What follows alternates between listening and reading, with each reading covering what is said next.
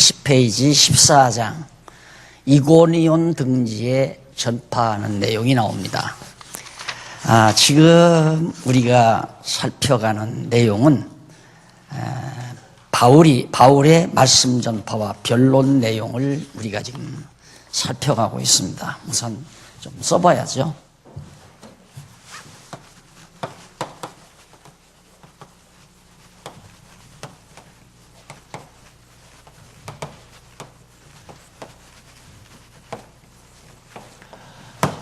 어,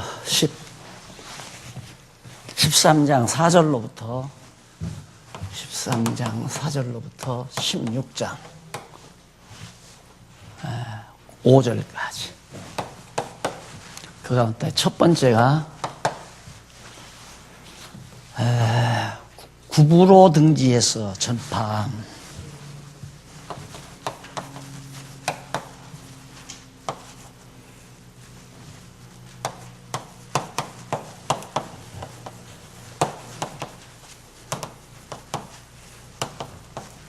(13장) 4절로부터 52절 4절로부터 52절까지. 그 다음 두 번째가 이제 오늘 공부할 내용인가요? 네, 이고니온 등지의 전파.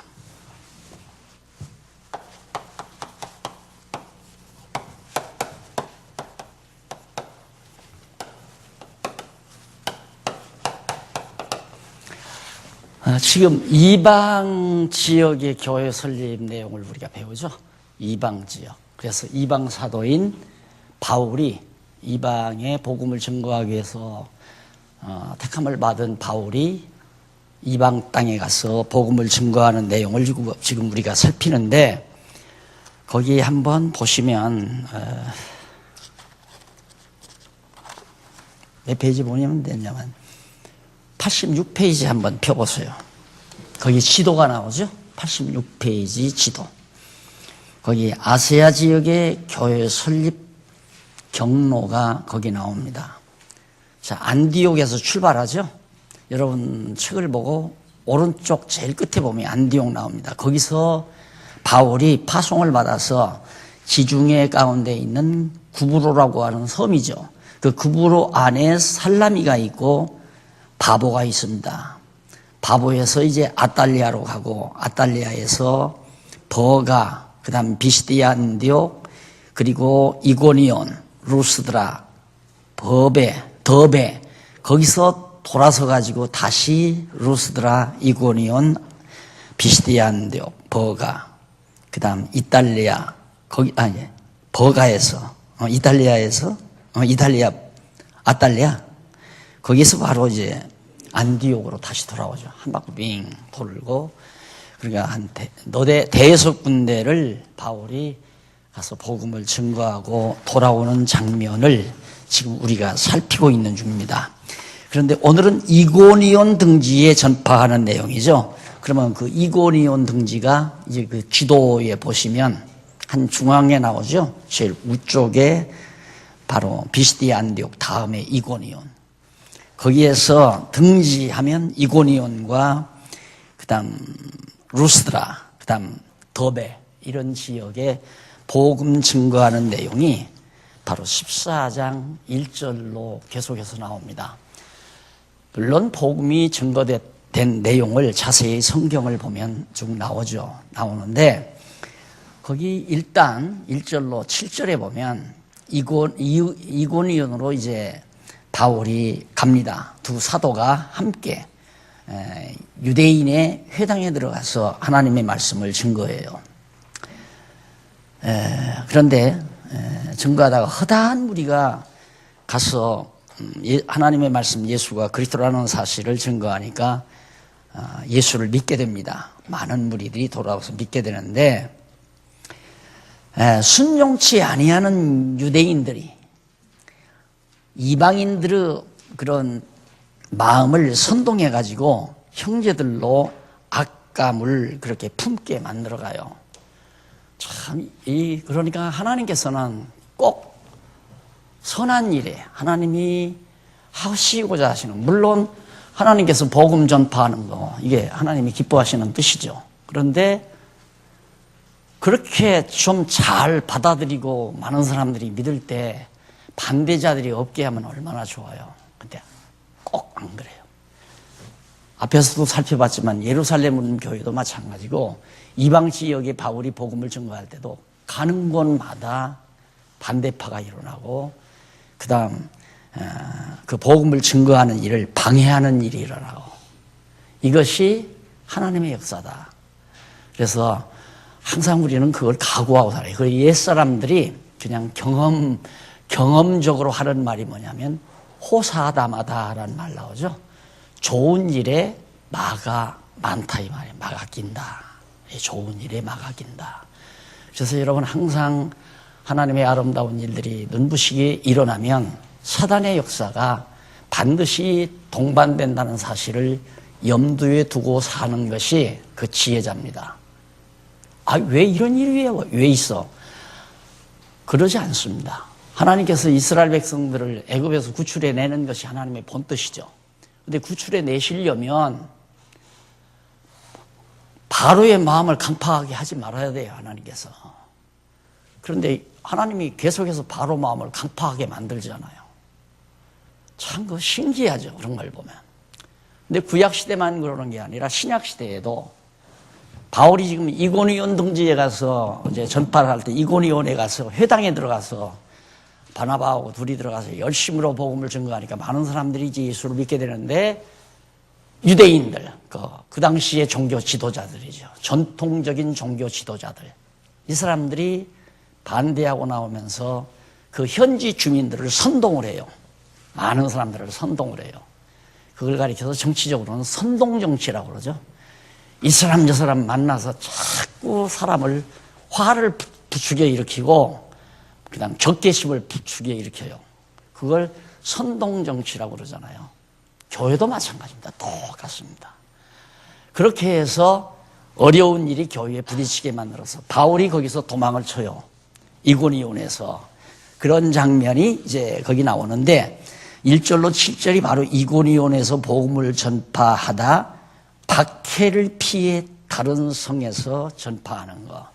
그러니까 하나님께서는 예수님이 미리 제자들에게 얘기하잖아요. 가서 너희들이 복음을 증거할 때 안 받아들이면 그때 거기서 싸움하려고 하지 말아라. 그냥 발에 먼지 한번 털어버리고 나오면 된다. 이게 바울도 거기서 변명할 수 있죠. 내가 뭐가 잘못했느냐. 예수가 부활한 게 사실 아니냐. 이렇게 할 수 있지만 그거 뭐 유대인들이 얼마나 강성합니까? 그리고 무지몽매한 현지 그 주민들을 선동해가지고 바울을 잡아 죽이려고 하니까 도망가야 되잖아요. 그럼 내가 볼 때는 바울을 잡아 죽이려고 하는 그 유대인들이나 현지 그 폭도들이죠. 폭도들.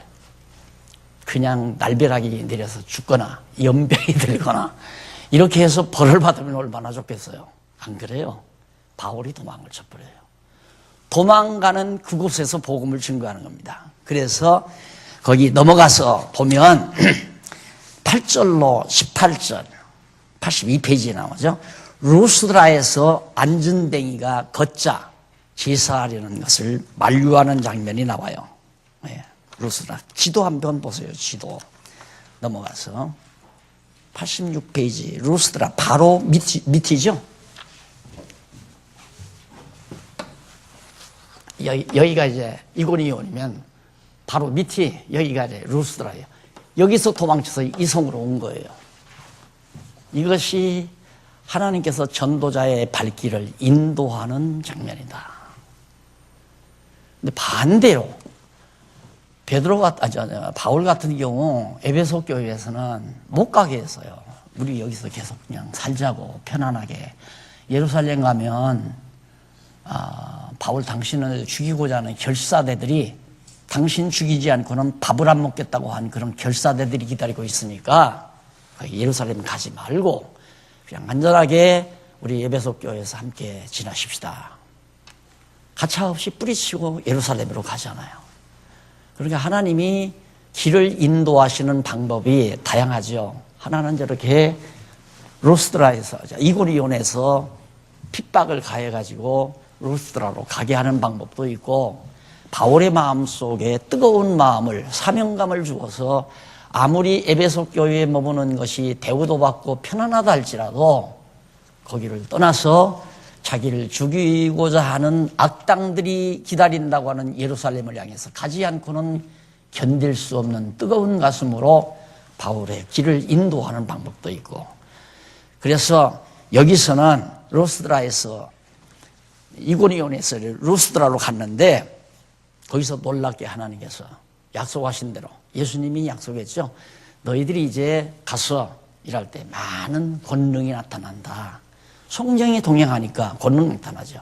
그런데 여기서 안전방위가 일어난 거예요.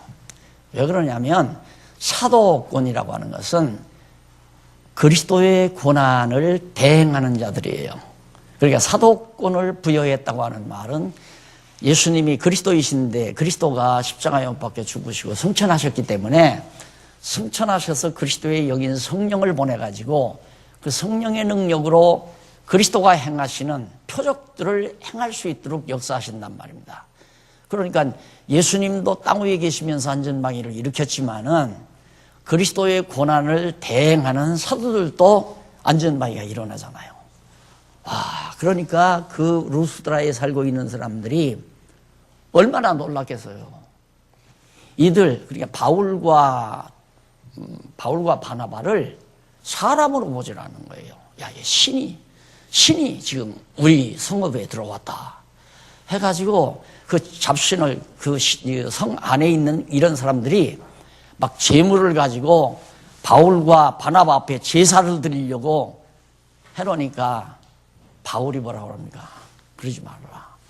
우리도 당신들과 똑같은 성정, 인간의 성정을 가진 인간일 뿐이다. 안전방위를 일으킨 자는 내가 일으킨 것이 아니라 나사렛 예수 그리스도께서 이 안전방위를 일으켰다. 만류하잖아요. 귀족이 된 오늘날 한국교회 부흥사들 같으면 그러면 그렇지. 흉기심 빡 하고 주의 종말 거역했다가는 당장 하늘에서 벌을 내린다고 그러면서 아마 성도들을 엄포했을 거예요. 이 정도 안전방위에 집중이려면. 근데 우리나라에도 뭐 안전방위 일으킨다고 했다가 거짓말하고 쇠고랑 찬 목사 있다고 내가 몇 차례 얘기했죠. 그건 가짜고요. 그리고 지금은 일어나요. 이때처럼 안전방위가 벌떡 일어나는 건 아니에요. 그러나 안전방위가 예를 들어서 하지에 힘을 잃어가지고 안전방위가 됐다. 그럼 점점 신앙으로 살고 말씀으로 무장하면서 다리에 힘을 얻게 되면 점점 일어나 걸을 수가 있죠. 내가 처음에 교회를 시작하던 그 장안동에서 노인 어른이 완전히 앉아서 움직이지 못했다는데 나중에 걸어다니는 걸 내가 봤거든요. 그러니까 즉석에서 일어나는 것이 아니라 점점 건강이 회복되면서 걷게 되는 거죠. 그러니까 루스드라에서 안전방위가 일어난 것과 같은 이런 표적은 안 나타난단 말입니다. 그래서 그 당시에 이런 표적으로 해서 그 루스드라에서 엄청난 많은 성도들이 정말 예수를 믿게 됐다는 사실이 바로 8절로 18절에 기록되어 있습니다. 그 다음에 이제 넘어가서 보면 19절로 28절 나오죠. 더베 전도와 기타 지역 순회를 끝내고 안디옥으로 돌아오는 장면이 나오죠. 다시 한 장 더 넘겨서 지도를 다시 한번 보세요. 거기 보면 루스드라에서 이쪽으로 이렇게 빠지죠. 약간 더베 여기서 자 이쯤 됐으면 이제 보나마나 루스드라에서 이런 엄청난 사건이 일어났으면 온 성사람들이 얼마나 대우가 좋았겠어요. 바울과 바나바에게 아마 뭐 눈이라도 빼주고 싶은 그런 심정이었을 거예요. 신으로 생각했으니까. 근데 진짜 우리 한국교회 성도님들은 목사는 불가침의 영역으로 그렇게 인이배겨 있어요.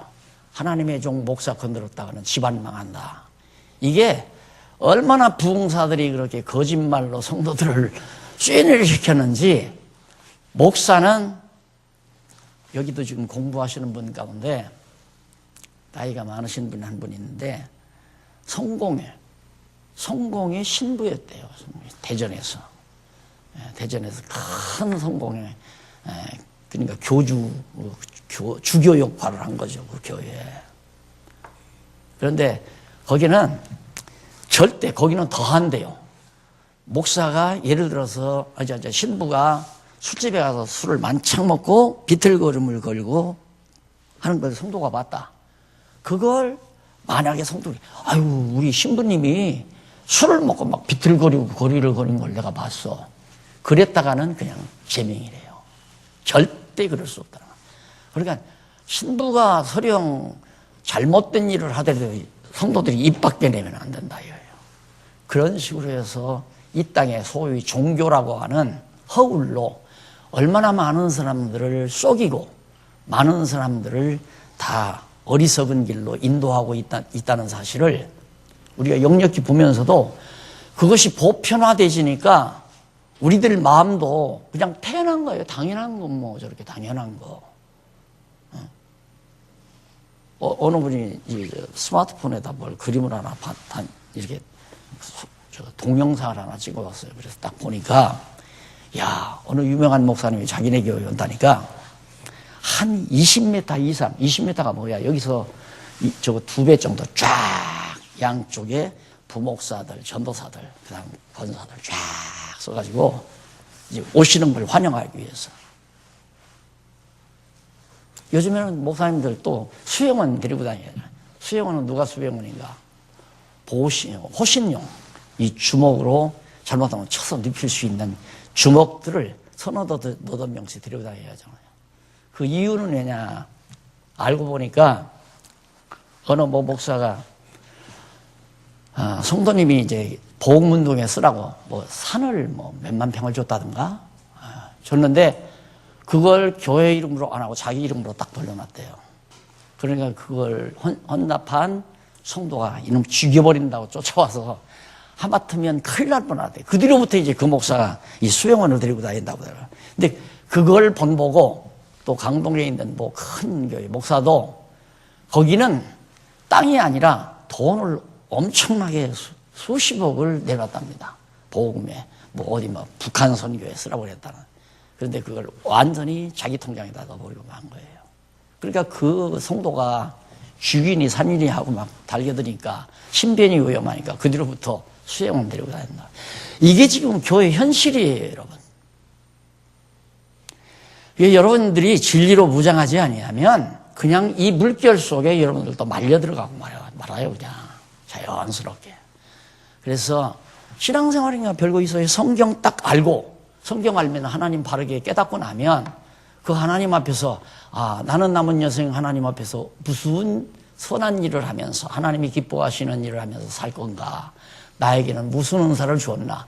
그 은사를 시행하면서 믿는 것과 아는 것이 같은 동력자들과 함께 서로 사랑의 친교를 나누면서 하나님이 기뻐하시는 일하고 살다가 부름받아 가면 돼요.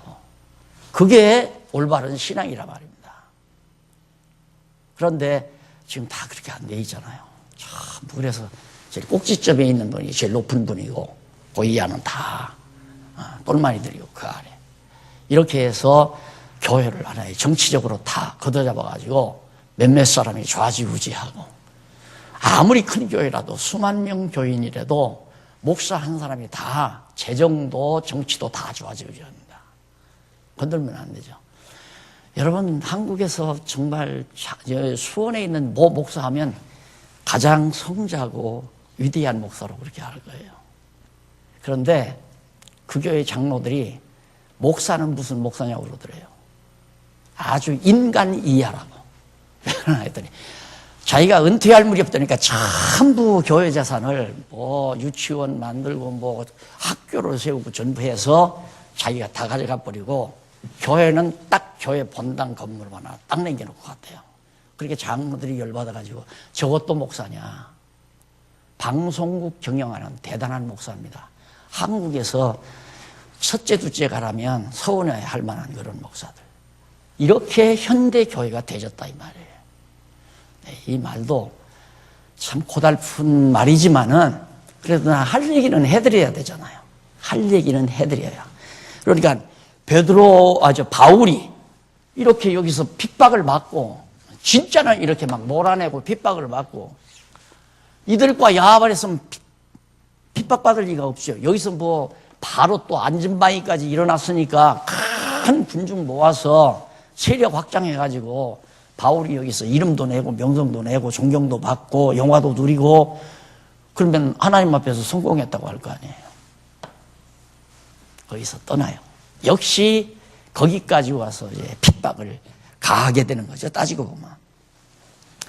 그래가지고 거기 보면 이쪽 그 설명문 한번 보십시다. 85페이지 한 중간쯤 보면 프레스비테로스라는 말이 나와요. 장로란 말이 나오죠. 거기 보면 장로, 헬라어 장로란 말이 나오는데 그 우쪽으로 두 번째 줄 보면 그러면서 각 교회에서 장로들을 택하여 금식 기도하며 그들이 믿고 있는 주께 그들을 부탁하였다. 지금 바울이 여기 가서 몇 년 전도한 게 아니에요. 여기에서 루스드라에서 바울이 3, 4년 머물러서 5, 6년 머물러서 그렇게 한 것도 아니에요. 가서 복음 전하니까 안전방해가 일어나자 많은 성도들이 돌아왔는데 그 성도들을 바울이 그냥 데리고 30년이고 40년이고 나처럼 그렇게 목회를 해서 살았으면 바울도 편안했을 거 아니에요. 바울은 그렇게 안 했다 이 말입니다. 더베로 가니까 그 성도들은 어떻게 하겠어요? 그러니까 더베로 자기는 가야 되겠는데 성도들을 어떻게 할 수 없으니까 내가 볼 때 여기 얼마 안 머물렀단 말이에요. 거기서 장로를 세워요. 장로라는 게 뭐냐면 그래도 그 무리들 속에서 연세 많이 드신 점잖으신 분 그 말이에요. 그렇게 장로라고 하는 것이 구약시대의 장로처럼 권력주의자가 아니에요. 권력을 부여받은 자가 아니라 말입니다. 그런데 계속 명칭이 장로라니까 장로가 무슨 권력자인 줄 안다 이 말입니다. 그게 큰 문제예요. 아직도 한국교회는 장로하면 목사 다음 가는 권력자로 알죠.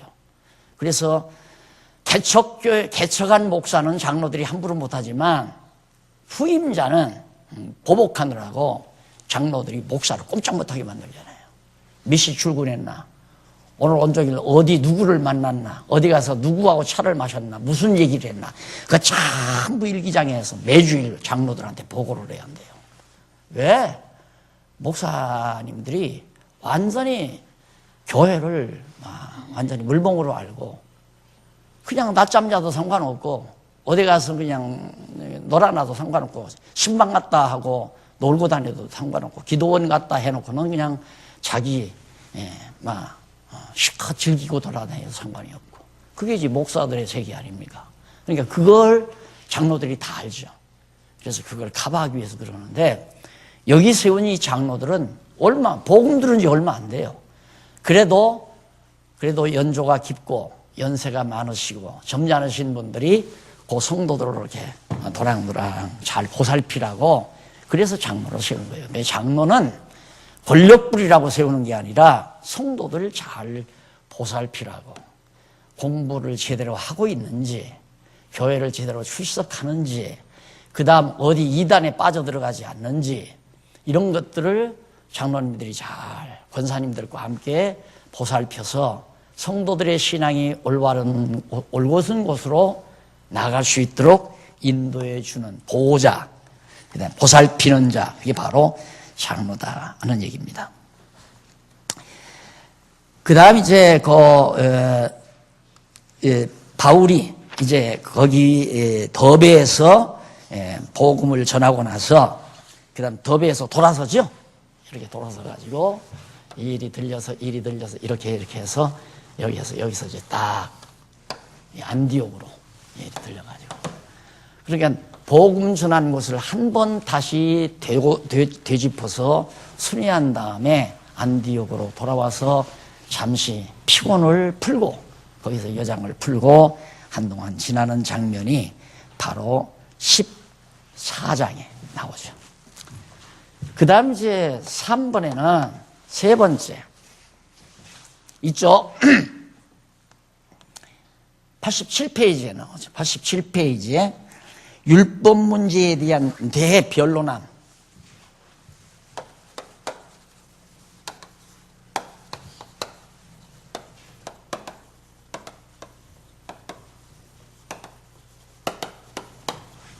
(15장) 1절로부터 15장에서부터 16장 5절까지.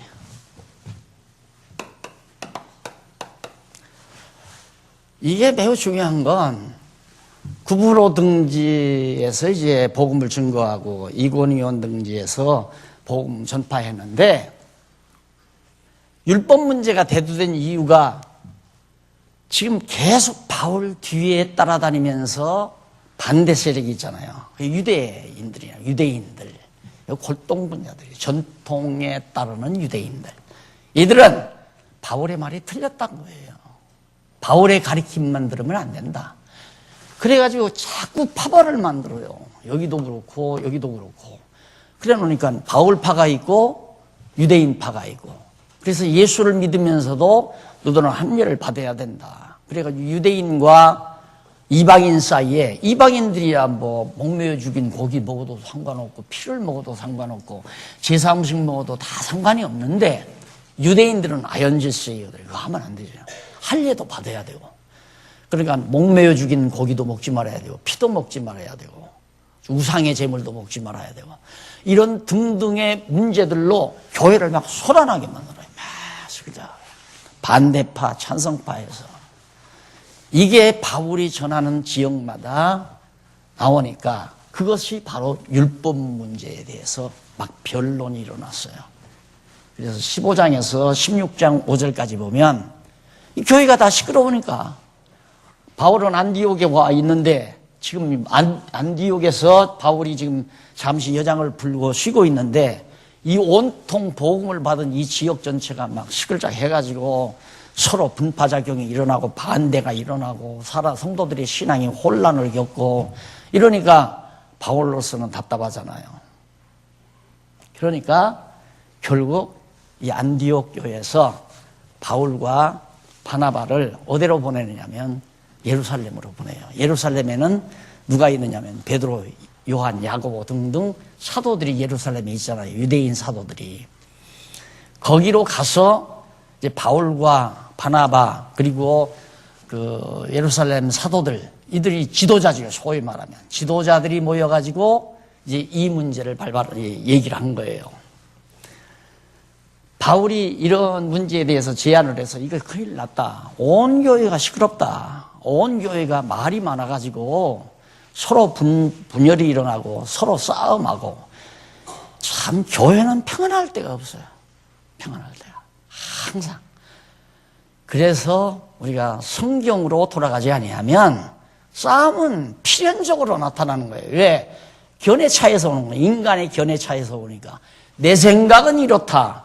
내 생각은 이렇다. 사람마다 다 생각이 다르니까 분파가 일어나는 건 당연하잖아요. 그러니까 내 생각도 아니고 내 생각도 아닌 하나님의 생각으로 돌아가야 하는데, 그 하나님의 생각은 성경밖에 없잖아요. 그래야 믿는 것과 아는 것이 하나가 되지니까. 바울도 답답하니까 이제 예루살렘 사도들을 찾아가서 만났는데, 바울이 그런 얘기를 하니까 베드로가 보조 발언을 해요. 나도 사마리아에 가서 복음을 증거하고 해변에 있는 두로와 이 지역에 가서도 내가 복음을 증거해 보니까 이방인들에게도 우리 예루살렘에서 임한 성령과 같은 성령이 똑같이 임하고, 그들도 다 예수 그리스도를 믿고 하나님의 백성이 됐는데, 유대인과 이방인에게 차별 없이 하나님이 그렇게 역사하시더라. 그런데 왜 유대인들 방법대로 한죄도 행하고 우상의 제물이라든가 목매어 죽인 고기라든가 피 이런 등, 이걸 무엇 때문에 이방인들에게? 그러면서 베드로가 그 말을 해요. 우리도 지기 힘든 짐인데, 이 율법이라고 하는 것은 우리 유대인들도 지기 어려운 무거운 짐인데 왜 그걸 자유함을 얻은 이방인들에게까지 그걸 덮어씌우려고 하느냐? 그건 아니라고 생각한다 하고 철저하게 베드로가 협조 발언을 해요. 이것이 우리가 지금 하고 있는 협의입니다. 협의예요. 지난번 우리 해보셨죠? 포럼하고 세미나하고 그다음 워크숍하고 이런 과정을 거쳐서 어느 것이 가장 아름다운 뜻이냐, 성경적이냐 이걸 찾아보는 방법을 한번 지난번 우리가 경험했잖아요. 앞으로는 그런 방법으로 이제 하나님의 뜻을 찾아가라. 그죠? 똑같은 거예요, 지금. 바울과 바나바하고 예루살렘에 있는 장로들하고. 이걸 이제 장로교 헌법은 이게 총회의 근간이다 이거야. 봐라. 예루살렘에서 총회가 모였지 않느냐. 총회가 모였으면 총회장, 베드로가 총회장 했습니까? 바울이 했습니까? 총회장 없어요. 서기도 없고 아무도 없어요. 아무것도 없어요. 그냥 모여서 문제를 제기하고 이 문제를 어떻게 할까. 그래가지고 얘기를 하니까 그 다음 야고보가 마지막 발언을 해요. 야고보 사도가 딱 일어나서 좋다. 정말 우리가 그리스도 안에 있다면 율법이 무슨 필요가 있겠느냐. 하지만 아직은 우리 유대인들이 신앙이 정리가 안 돼서 어리니까 유대인 크리스찬들이 유대인으로서 예수를 믿은 자들이 아직 진리로서 무장이 안 되기 때문에 유대인들이 그냥 막 우상의 제물을 먹고 먹매여 죽인 고기를 먹고 피를 마시고 이런 걸 유대인들이 보기에는 너무 역겹다고 생각을 한다. 그러니까 가능만 하면 우리 이방인들이 유대인이 아닌 이방인들이 유대인들 어린 성도들을 위하여 좀 그런 문제들은 그리고 유대인들이 참기 어려운 그런 문제들은 조금 삼가해 주는 것이 어떻겠는가 그렇게 생각한다 그러니까 참 그거 좋은 방법이라고 이걸 가리켜서 건덕이라고 그래요. 건덕. 그러니까 건덕과 교리 문제, 진리 문제, 교리라고 하지 말고 건덕과 진리. 우상의 제물을 먹지 말라, 피를 마시지 말라, 그 다음 목매어 죽인 고기 먹지 말라 이런 것들은 진리는 아니죠. 진리는 아니잖아요. 이건 사랑이, 건덕에는 사랑이 기반이 돼야 돼요. 그럼 예를 들어서 뭐 담배 피고 술 먹는 게 죄는 아니겠지만 그래도 좀 교양 있는 어머니 아버지들은 자녀들 앞에서 담배 꼬라물지 않잖아요. 아이들이 본받을까 봐서. 또 자녀들 앞에서 술잔 안 기울이고 그것이 어린 자녀들을 사랑하는 마음에서 자기는 술을 먹고 담배를 피지만 어린 자녀들이 보면 나쁜 습성이 들까 봐서 그걸 교양 있는 아버지는 상가해 준다 이 말이야. 똑같은 거예요. 건덕이라고 하는 건. 그러니까 예를 들면 우리도 그렇죠. 아직 믿음이 말씀이 좀 부족해서 11조를 내는 분이 있어요. 계속해서. 근데 우리 교회가 그런 게 있었잖아요. 11조를 누가 냈다면 바로 강의 끝나고 나면 데리고 들어가서 쪼아댔습니다. 대치동에 있을 때 다 쪼아대요. 당신 여기는 11조를 했는데 아니다. 이런 식으로. 그러니까 아직 깊이를 몰라서 11조 생활을 하면 차근차근 놔두면서 본인이 깨닫고 아하 이제는 11조가 아니로구나 이런 생각을 해서 본인이 스스로 돌이키도록 만들어갈 생각은 안 하고 하나하나 원칙 따져서 진리 원칙대로 막 짝짝 이건 틀렸다 맞았다 하고 막 완전 쪼아대면 교회는 성장한 사람밖에 안 남죠. 어린 자는 못 남잖아요. 어린 자들은 이해가 안 가니까. 그러니까 건덕은 누가 세우냐면 성장한 자가 세우는 겁니다. 성장한 자가 참아야 되고 성장한 자가 기다려야 되고 성장한 자가 한없이 베풀어야 되고 사랑을 베풀어야 되고 이게 이제 건덕을 이루어가는 그러니까 유대인들이 복음을 받았으니까 유대인들을 복음을 받았지만 아직 어려가지고 계속해서 율법도 지키고 예수도 믿으려고 하니까 좀 이방 교회들은 율법을 모르지만은 그래도 유대인들을 위해서 서로 화합하기 위해 가지고 좀 4가지 것은 그대로 지키도록 하는 게 좋겠다. 그래서 거기에 쫙쫙쫙 해서 합의를 본 거예요. 거기 모인 사도들과 바울과 바나바가 의심 없이 모두가 다 합의를 다 본 거예요. 그래서 그 합의 본 것을 가지고 바울이 내려가 가지고 편지를 써서 내려갔잖아요. 내려가 가지고 이제 전했던 이 복음을 전했던 이 지역에 바울이 찾아다니 전부 다 이렇게 하면 된다. 교회가 평안해졌다고 그랬어요. 교회가 평안해졌다. 그러니까 제가 우리가 체제개혁하면서 헌법을 무시해버린 것은 총회가 아니라는 거. 지금 여기 이건 여기 이 문제는 총회가 아니고 성격을 보면 우리가 지금 시도하고 있는 지도자 협의와 같은 것이다. 다 성도들을 말씀으로 가르치고 있는 장로님들과 권사님들이 모여서 어떻게 하면 성도들이 상처를 입지 않고 문제를 잘 풀어나가고 우리 성장한 자들이 참고 기다리면서 어린 성도들을 기를 수 있는 평안한 상태가 뭐가 되겠는가. 그걸 물색하는 것이. 그러니까 언제나 교회가 어지러워지면 시끄러워지면 반드시 바나바와 베드로 바울 그리고 장로들이 예루살렘 사도들이 이렇게 모여서 의논한 것처럼 교회 지도자들이 모여서 왜 이 시끄러운 문제가 어디에 있으며 원초가 무엇이고 사실은 무엇인가, 왜 이런 문제가 일어났나를 잘 살펴가지고 거기서 해결해서 성도들에게 아닌 건 아니다 하고 긴 건 긴다라고 잘 알려주면 그냥 교회가 평안해지잖아요. 교회 시끄러운 것은 지도자들의 문제입니다. 지도자들이 자기 구실을 잘못하면 성도들을 우왕좌왕 시끄러워질 수밖에 없는 거죠. 지교회를 20가정이고 15가정 이렇게 맡겨드린 이유는 그 성도들이 편안하게 살도록. 그런데 성도들 간에 서로 반목질시하도록 만들어놓은 그게 지도자가 문제예요. 권사님과 장로님들이 문제고, 언제나. 그래서 여기 율법 문제에 대해서 변론했던 사도행전의 처음 모습. 그리고 아까 말했죠. 1년도 안 됐는데, 여기 가가지고, 이 지역에, 루스드라에 가서 많은 성도가 와서 예수를 믿으니까 장로들을 바로 세웠다고 그러죠. 이것이 신약교회에서 최초의 장로를 세운 두 분입니다. 그래서 이 장로는 유대인 장로와 성격이 달라요. 구약시대 장로와도 성격이 다르고, 구약시대 장로나 예수님 당시 이런 장로들은 권력자예요. 굉장히 권력자예요. 그러나 신약교회 더베에서 세웠던 이 장로들은 권력자가 아니라 사랑으로 보살피는 자예요. 이름이 똑같으니까 같이 취급해버린다니까. 이름이 똑같으니까. 장로라고 이름이 똑같으니까. 그건 아니다는 것 꼭 명심하시기 바랍니다. 그 다음 이제 16장 5절까지 해서 그렇게 정리하고 나서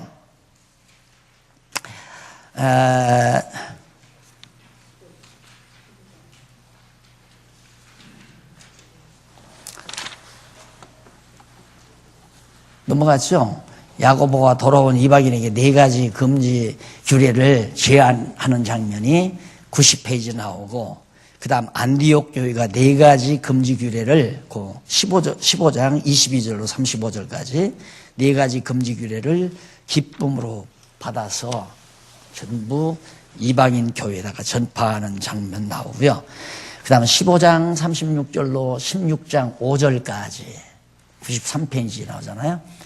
바나바와 헤어진 바울이 디모데와 규례를 성들에서 전파하는 장면이 나옵니다. 약간 불길한 장면이 거기 나오죠. 바나바와 바울이 헤어져요. 근데 아주 소소한 것 때문에 헤어지는 거예요. 헤어진 이유가 바나바가 바울이 다시 다 해서 다 이방인 교회가 평안한데 다시 바울이 2차 전도를 떠나려고 이렇게 선교를 떠나려고 그러는데 바나바가 마가 요한을 데리고 가자고 그래요. 마가 요한도 동행을 합시다. 그러니까 바울이 안 된다. 마가 요한은 과거에도 하다가 낙심해가지고 모든 우리들까지라도 힘들게 만든 사람이니까 안 된다. 그거 하나 가지고 그만 바울하고 바나바하고 헤어져 버렸다 이거예요. 그러니까 그 이면은 깊이 나는 모르겠어요. 왜 그 마가 요한을 왜 바나바는 좋아했고 바울은 왜 싫어했는가? 그건 구체적으로 성경에 안 나오지만 문제는 바나바는 그때 바울을 떠나가지고 그 다음 행적이 없어져 버려요. 별로 바나바는. 그러나 바울은 계속해서 전도를 하고 아세아 전도를 하고 그 다음 이제 저쪽 마게도냐 쪽으로 건너가죠.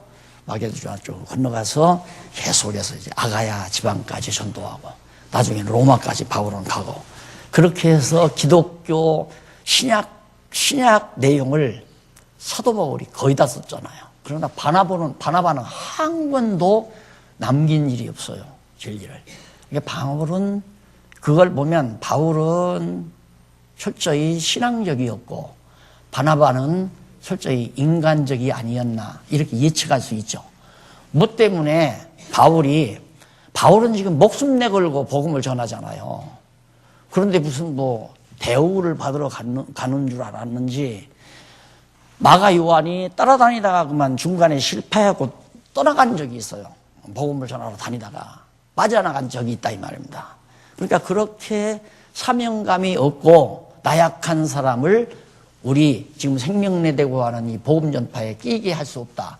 바울은 그래서 반대한 거고 바나바는 인간적으로 혹시 저희가 좋지 않았나 마가 요한이 왜 그러면 마가 요한이 조금 어리지 않았겠나 어렸으면 바나바는 조금 자기보다 나이 어린 바나바를 데리고 다니면서 심부름도 시키고 말도 잘 들으니까 그렇게 인간적으로 혹시 생각하지 않았나 그래가지고 그 마가 요한의 관계 때문에 그만 둘이 헤어져가지고 바나바는 영영 기독교 역사에서 이 초대교회 역사에서 사라져버렸고 바울은 끝내 나중에 바울은 결국 외로워지더라고요.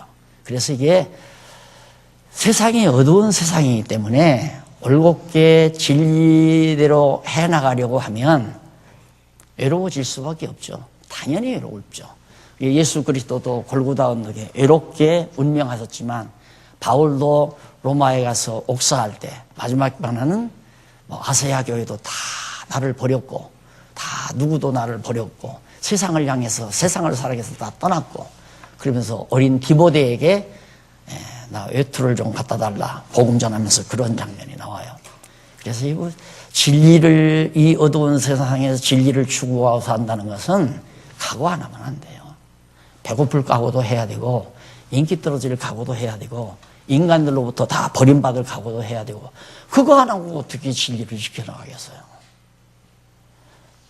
그거 안 하려면 사람들의 비율을 맞춰야 돼요. 이 사람이 이렇게 하자면 저 사람이 저렇게 하자면 하고 사람들의 비율을 선배 하나가 날들어 그러더라. 목회하는 방법 내가 일러줄게. 뭐라고 그래요. 갔더니만 이제 목회를 하다 보면 성도들이 목사한테 와서 다 읽는데요. 이래고 그래요. 이러면 그러면 그분하고 맞장구를 쳐주래요. 아 그래? 나 그 사람은 참 좋은 집사인 줄 알았는데 안 그렇구만. 그러면서 맞장구를 쳐주래요. 그리고 또 다른 사람이 또 와서 이 말하면 거기도 또 맞장구를 쳐주래. 아 그래? 난 그 집사 참 성실한 줄 알았는데 못돼 먹구만. 그러면 그렇게 좋아한대요. 그래야 많은 사람들을 거느릴 수 있다고. 그 말을 듣고 내가 니나 해라.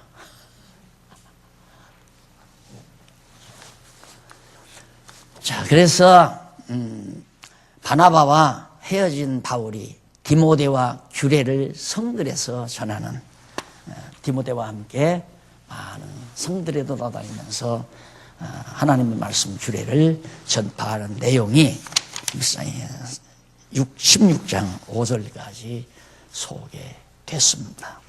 우리 차 한잔 드시고